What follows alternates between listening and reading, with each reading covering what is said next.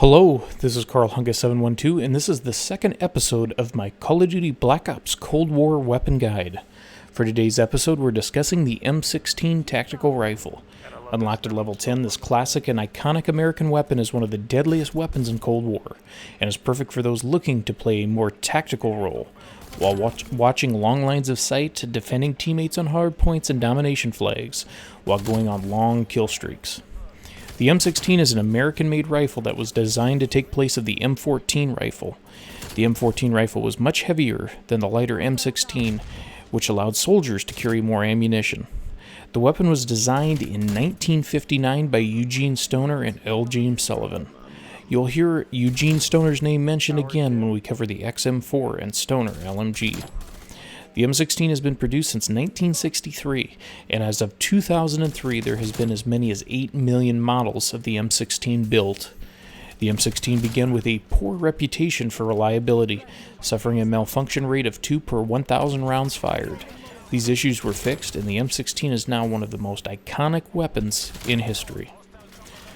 The M16 has a base damage of 50 that can be increased to 57 depending on your attachments. This leads the weapon to be a 3 or 4 shot kill from anywhere on the map. Range items vary as well. The range varies from a base of 21.59 meters down to a minimum of 16.19 meters and all the way out to 43.18 meters depending on attachments. Very long range weapon depending on how you kit this weapon out. The rate of fire ranges from a base of 909 RPMs all the way up to a colossal 1,132 RPM. This leads to a very, very fast time to kill. Bullet velocity with the M16 has a base of 725 meters per second all the way down to a minimum of 508.5 meters per second and all the way up to a maximum of 1,087.5 meters per second. The base ADS time is 350 milliseconds, and the base sprint to fire speed is 425 milliseconds. These values are very typical for the rifles found in the tactical rifle slot on Black Ops Cold War.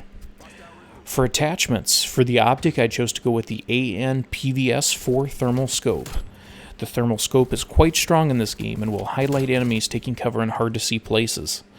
This will also help on maps with poor visibility, something this game suffers from, and will help to point out enemies hiding in distance.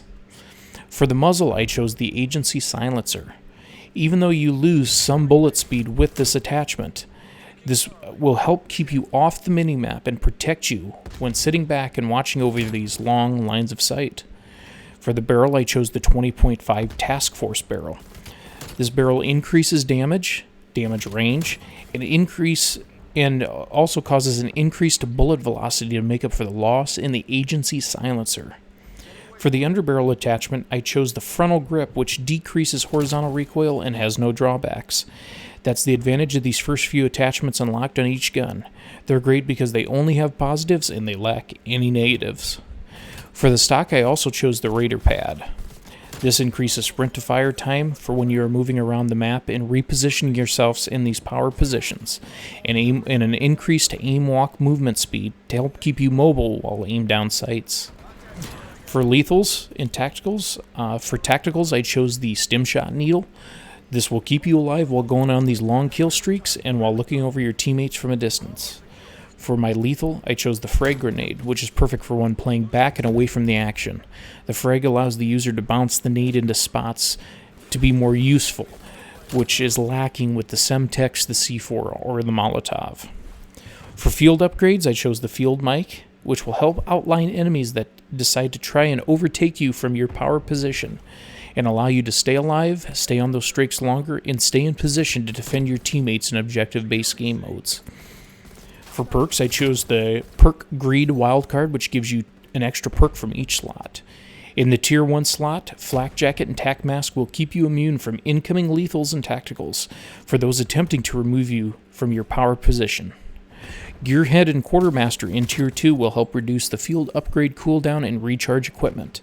This will help keep you with an unlimited number of field mics and equipment to remain lethal from your power position.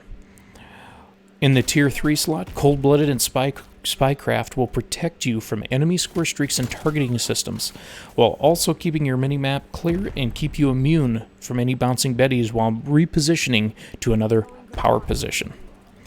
So the positives of the M16, this gun has an incredibly fast time to kill. It's also a very rough and tumble weapon. You can basically kit the M16 in very many different ways to maximize its lethality. Variety is the spice of life, especially with the M16 tactical rifle. There are very few negatives with the M16. There is a small burst delay, but one shouldn't worry about this small burst delay because most of the time you will be killing your enemy in one burst. It's not quite as nimble as a submachine gun, and in order to maximize the utility of the M16, one needs to play much more conservative, reserved, and at a distance. When playing like this, you will maximize the utility of this weapon. In conclusion, this is our build. One designed to maximize the strength of the weapon while allowing the user to go on longer score streaks and maximizing lethality of the M16. The M16 is a lethal weapon with a lightning-fast time to kill. You will need to play more tactically and conservatively while utilizing cover on long lines of sight. Again, to maximize the utility of this weapon. That is the key with my loadout. If you are looking for a weapon to eviscerate your enemy, choose the M16 and burst them away. Thank you very much for watching, and until the next video, farewell.